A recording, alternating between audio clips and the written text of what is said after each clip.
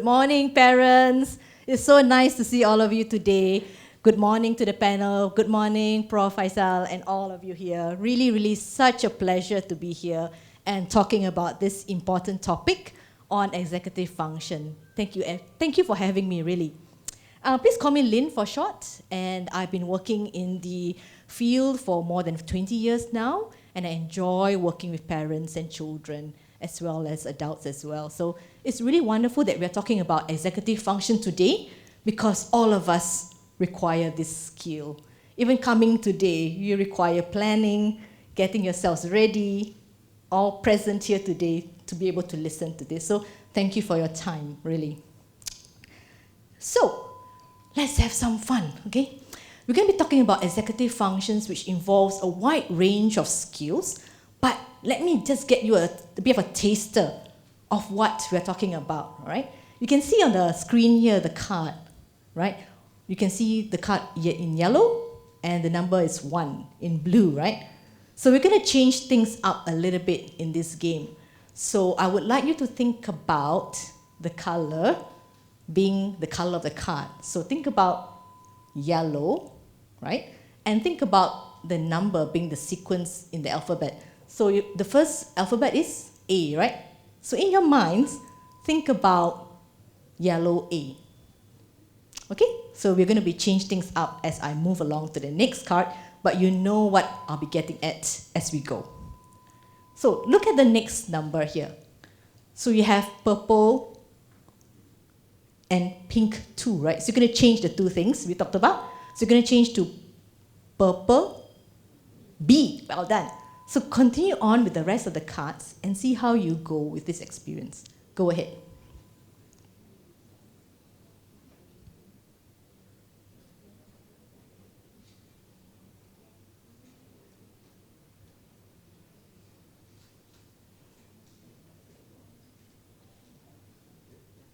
Yeah, I can see there's a lot of processing happening here. Some of you are maybe trying to grapple, okay, the color, number, alphabet? Yes, indeed. This is what we are actually experiencing. We're doing some executive function here. We are trying to manipulate the information we have on the screen and trying to toggle with our minds the knowledge about alphabets, knowledge about colors, and numbers. So how was the experience like for you? Here's a reflection activity. Was the experience okay? Not okay? Just right? Okay, wonderful. So this is really important when we talk about executive functions in our kids. We would like them to reflect on the activity that they have done or the experience or what they have learned so that they are able to think about their thinking. That's what we're doing right now. So some of you, I can hear A, B, C, D, E. You say, okay, where am I? So you're toggling with a few pieces of information there because we are actually doing working memory. That's what it is. We are working ourselves really hard in terms of retrieving information and manipulating the information. So early executive function is really critical in the early years because that's where the brain develops absolutely the most, between 0 to 5 years. It's like a spurt, rather, that a lot of the synapses, the parts of the brain, especially the frontal part of the brain, is growing rapidly. And you would expect that at this age, it is still growing rapidly until perhaps the age of 21 to 25, when the frontal part of the brain, the full brain structure, fully develops. So in the early years, we can't expect them to do all the things that we can do right now, like the planning, the memory work, because they are still growing. And that's really the exciting period here, because there's a chance for us to help them grow, develop, build and link to a lot of the experiences that they are getting in school as well as at home. So parents, this is such an exciting period where we can help them develop these skills. So I just want to use this illustration for you to help us remember what are we talking about here? What is executive function?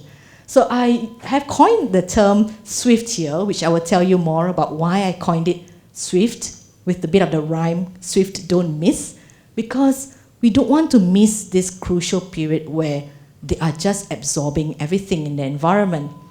And you can see the control tower there with the airplane, suggesting that, when executive functions is happening, it's like almost we are seeing at a very macro view, like the air controller, you have to see where the planes are landing so that they don't crash into one another. So it's a set of skills that we want to be able to then help them, navigate through different things, knowing where things should be, what their thoughts are, what are their actions are, and how are the emotions are as they get through with various things that they experience in life.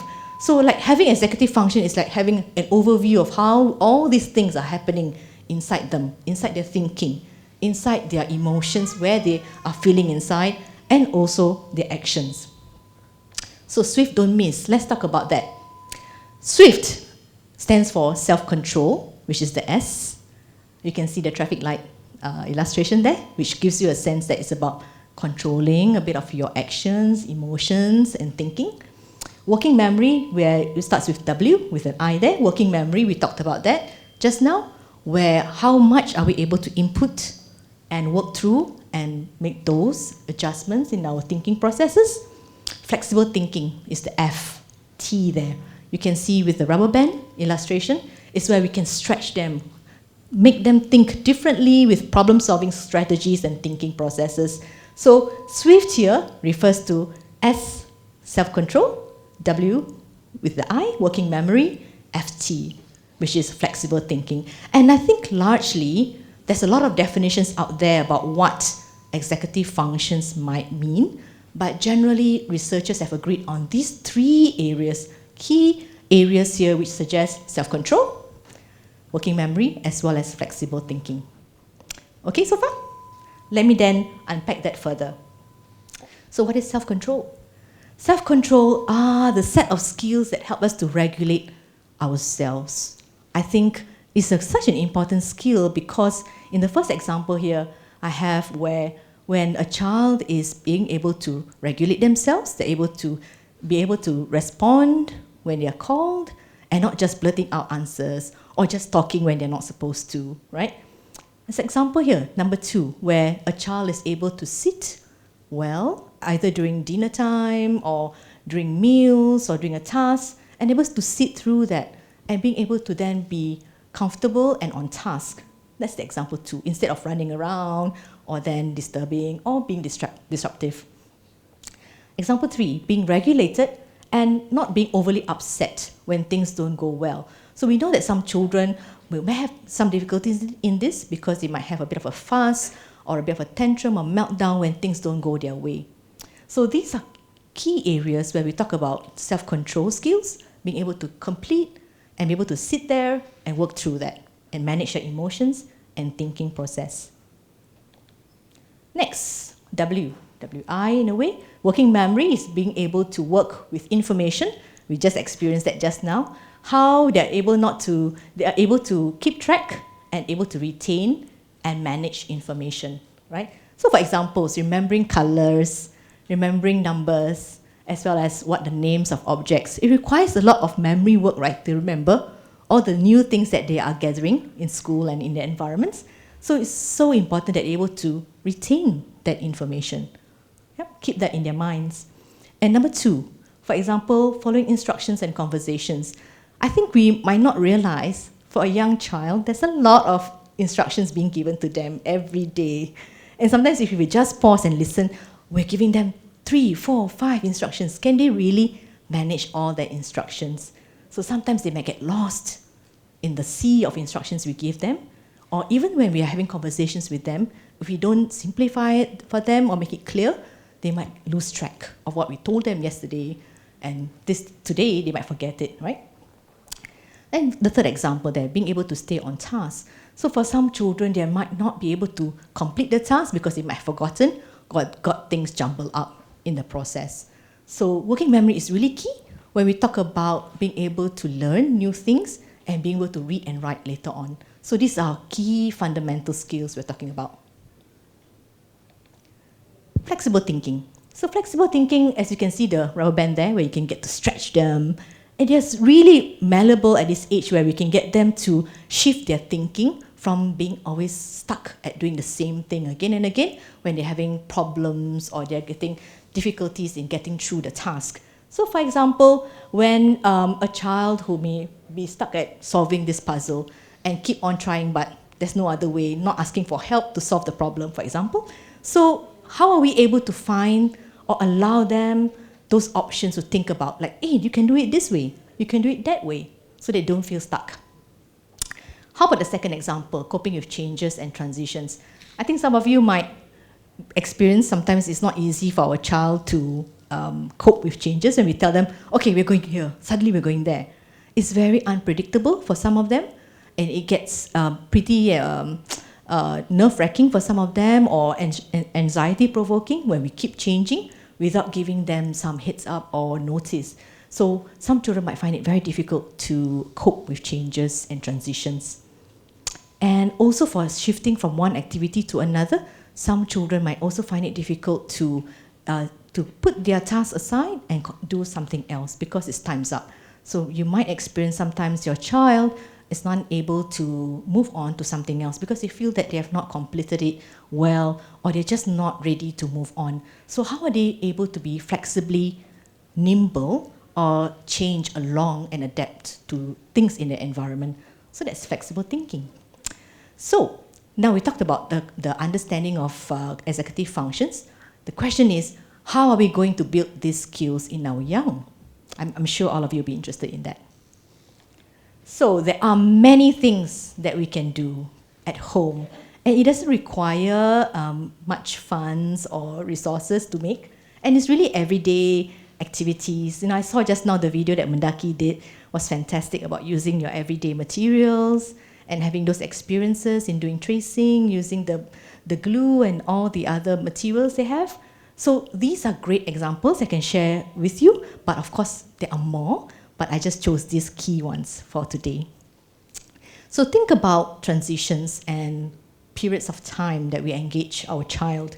So for example, before transitions, I mentioned about sometimes they find it hard to change or to cope with different things that happen in their day. So giving them ample notice is very key actually, but importantly we give these instructions in a calm manner and not sometimes we say that at the opposite of the room, right? Saying, hey, you hear that just now? This is what I told you.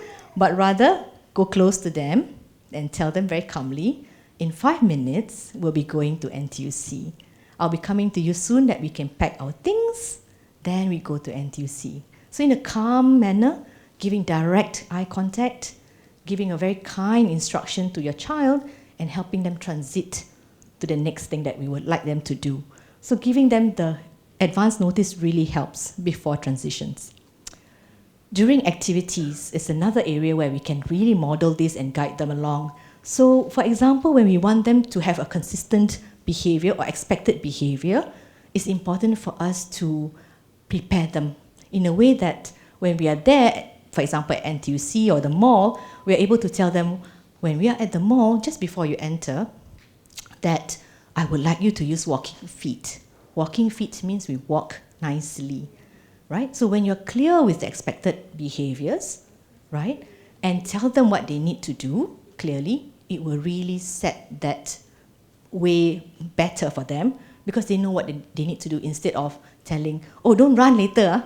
So what they will hear is run, right? So it's important to say what you would like them to show or to do in a very calm manner, of course, right, and clear. And after the task, this is really key, parents. I want to tell you this is really key to seal everything together here. And when you play turn-taking games with them, for example, you might want to play things like snake and ladders or simple card games when they take turns with you. And when they actually have to wait for their turn, we're trying to get them to exercise self-control. Please tell them something like this and praise them, saying that, you know, you waited very well just now. Keep it up, well done, you know. So the praise and the reinforcement that you give them when they show the appropriate behavior of self-control is really going to build that confidence in them that this is what self-control is, and I can self-control, you know, and regulate myself. So hope you can remember these 3 key steps when it comes to engaging with your child before, during, and after an activity. Okay, let's move on to working memory. So these are some ideas again for you to try out wherever you are. So when it comes to games, right, there are some really great games, right? And it can be very simple games, and you can make them at home. So some of you might be familiar with Snap.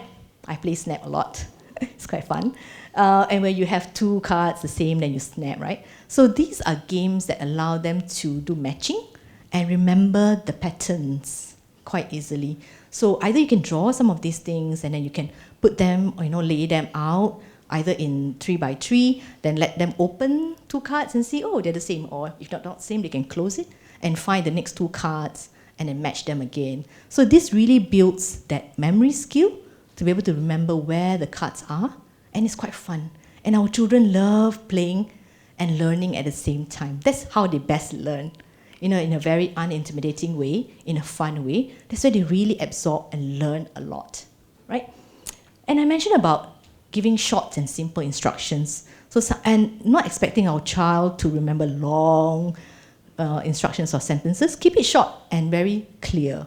That really helps them and reduce confusion. So for example, you might say, maybe 2-step instructions. Can you please bring this to your table and bring your ruler over here to do the work. So 2-step, and they're able to remember the steps and again praise them when they have done that. So allow practice. When we allow them practice, it gives them confidence. So parents, try not to expect that they might get it at the first time or even the second time. Giving them practice, a lot of confidence in doing that skill or that task will really help them to build that confidence. So give them time and ample practice to scaffold their learning. Connections. So I love rhymes and all the nursery rhymes. I think some of you might still sing to your child. I hope so. You still sing to your child? Yes. It's really fun when you get them to enjoy those nursery rhymes, when they hear different sounds in the rhyming words. Then you can associate, oh, this sounds like this sounds like this. So when they learn in school, it makes them learn words that sound similar much easier. So expose them to songs and rhymes, acronyms. Like just now I used Swift Don't Miss. I hope you remember that acronym and that rhyme so that you can remember what we talked about today. And multisensory activities, which we saw just now. There was a sand activity there, or with the glue activity, playing Play-Doh together, forming shapes and letters using Play-Doh is fantastic. As well as if you play the swing or you're playing at the playground, you can associate numbers, counting when you're doing those activities with them. So really great things that you can do anytime and anywhere when you're out there. Flexible thinking. So flexible thinking is really where we can get them to immerse in the environments that they are in, where they try new things. So for example, bringing them to the park, bringing them to museums or fairs, get them to experience different environments and what it is like in different spaces, right? And that's where they really be flexible in like, oh, this place is like that. It doesn't mean that all places are the same, right? And they grow in their experiences through that. And getting them to be creative to solve problems. And this will require parents for you to be creative as well. Because if we are pretty stuck in doing the same thing the same way, then it's hard for us to also guide our children to think of solutions to different things. So I would like to invite you to also be exploring different options to different problems. So it allows us a lot of critical thinking as well as problem-solving skills. So for example, if your child is not able to climb something at the playground and gets upset, you can perhaps suggest to your child, maybe we can try that other swing, or you can try that other playing station. So they don't get stuck at not being able to do something. They're able to think of other options that they can do, right? How about changes? We talked about being able to be thinking differently and flexibly. So instead of sorting objects, you could be getting them to sort buttons or sticks, for example, at home. How can you let them sort differently according to maybe numbers, colors, or shapes, sizes? There's various ways that you can get them to sort and arrange differently. And that's, again, promoting flexible thinking. How about thinking of new rules to games? Sometimes ourselves are quite fixed, we must do it this way. How about getting them to think of new rules that they can think of? So instead of maybe mommy starting first or daddy starting first in the game, getting them to, oh, who else wants to start the game? Or what else can we do? Can we use 2 dice instead of 1?